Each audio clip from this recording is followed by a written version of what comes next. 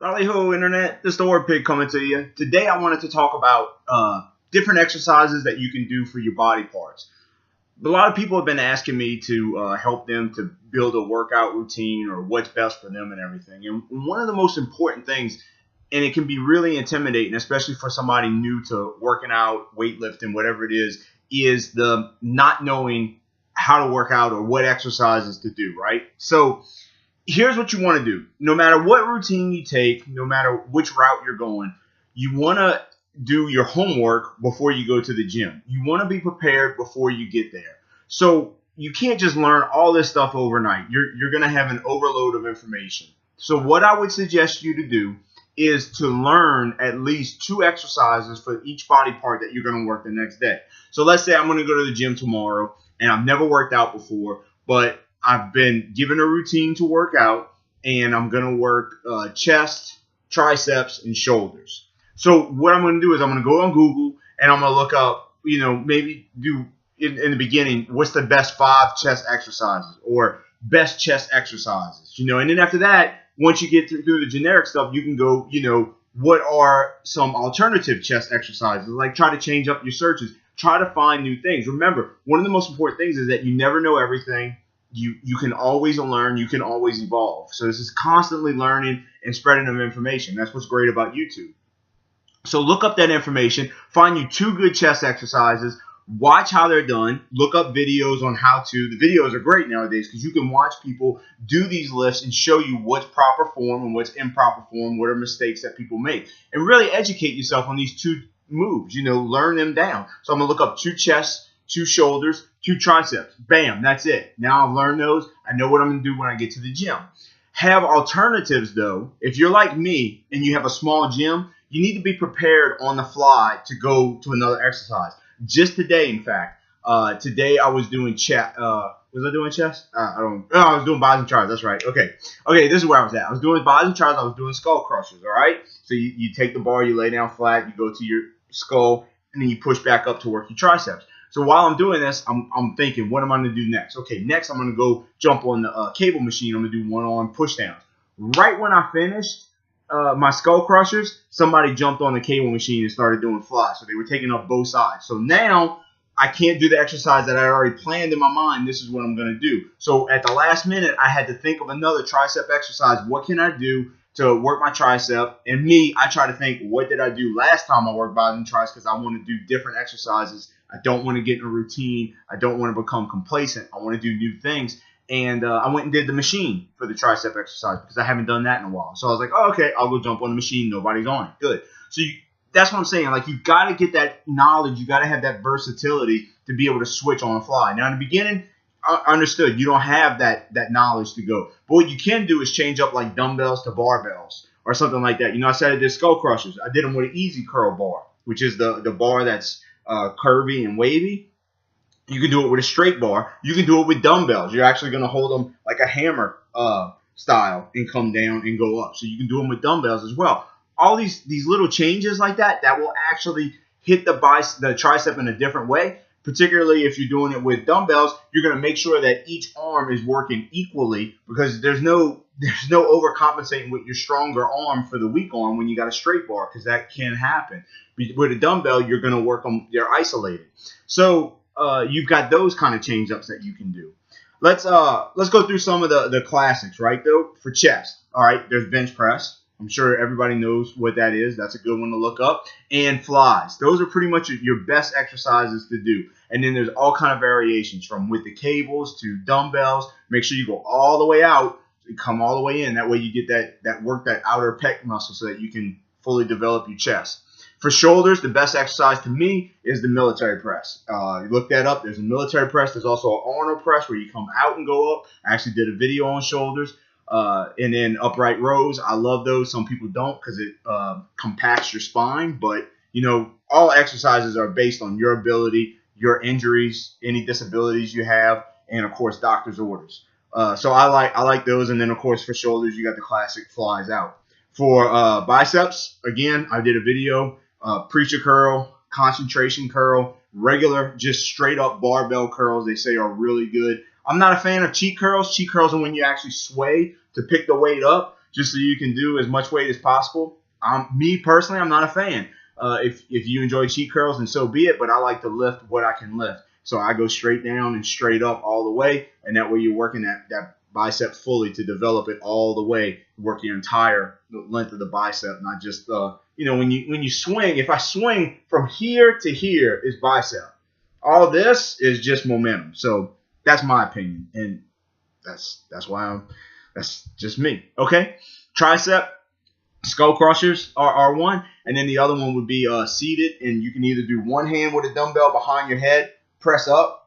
It's a 2-arm tricep extension, or you can do one arm. So you do one arm at a time and then switch. Those are some of my favorite. And kickbacks. I like kickbacks, okay, because it works like the inside of your tricep, which is a hard area to hit. But probably the number one they say is skull crushers because it works the entire tricep. Oh, and close grip bench press. That's another good one to look up.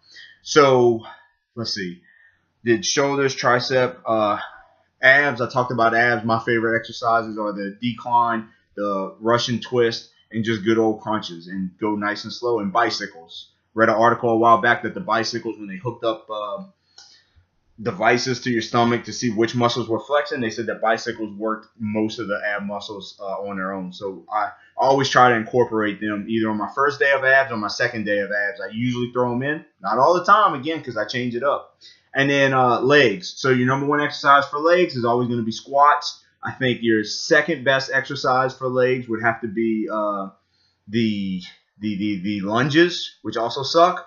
And then, if you can get the leg extensions, the leg curls, and everything. Along with these exercises, when you look them up, of course, it's important that you familiarize yourself with the machines that are in your gym. Don't depend on them. I wouldn't go totally all machines for my workout. I would try to absolutely have some dumbbell work or barbell work in there, and then some machines. I wouldn't totally do an all machine workout, but there is an importance to machines, and they do benefit you. So learn the machines at your gym, learn how to use them, and absolutely incorporate them into your workout, but don't become so dependent on them.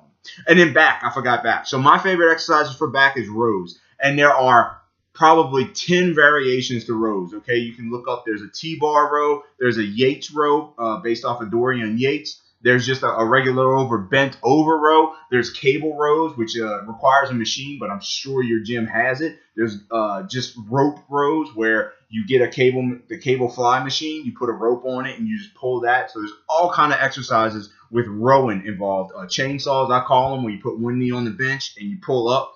So I love rows. To me, those are important to build up your back and thickness is your rows. And then you have your lat pull downs or your pull ups, where you grab the bar wide and come down to work your lats and everything. So those are important. Those are probably the two most important back exercises next to deadlifts. Now, I know a lot of people don't like deadlifts. I know I don't like deadlifts. I know for the longest time I didn't do them. But I read all kind of articles about the compound movement of deadlifts and how good it is because it utilizes your core, uses a little bit of your legs. But remember, the most important thing, it works is your back. Deadlifts are for back. I know people work deadlifts for legs, but that's a half rep because you're not squatting. You're not going all the way down. That's not a leg workout. It works your glutes. Don't get me wrong. My butt hurts when I'm done with deadlifts. But mainly it's working your back and your lower back. And that's really important for your core strength. So I do deadlifts. I understand if you don't do deadlifts, you can't do deadlifts because of your a disability or an injury or anything like that. I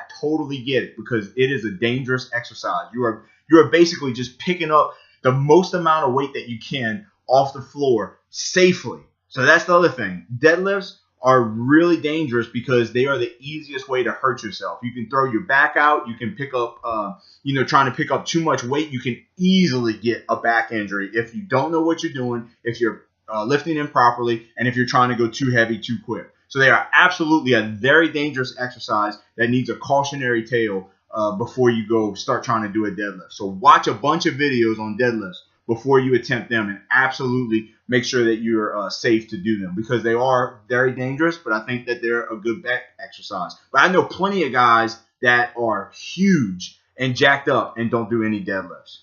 No exercise is absolutely detrimental to getting big or to getting powerful. Even your big three, which big three are bench press, squat, and deadlift. Those are your big three. Those aren't even important. You could get big and never do any of those 3 exercises. Now, you can't compete in a powerlifting contest because, of course, you need those big 3, and then there's also strict curl, if you're interested in that. But if that's not your route, if you just want to get healthy or get big, just, to feel good, those are not important at all, okay? So just make sure you research it.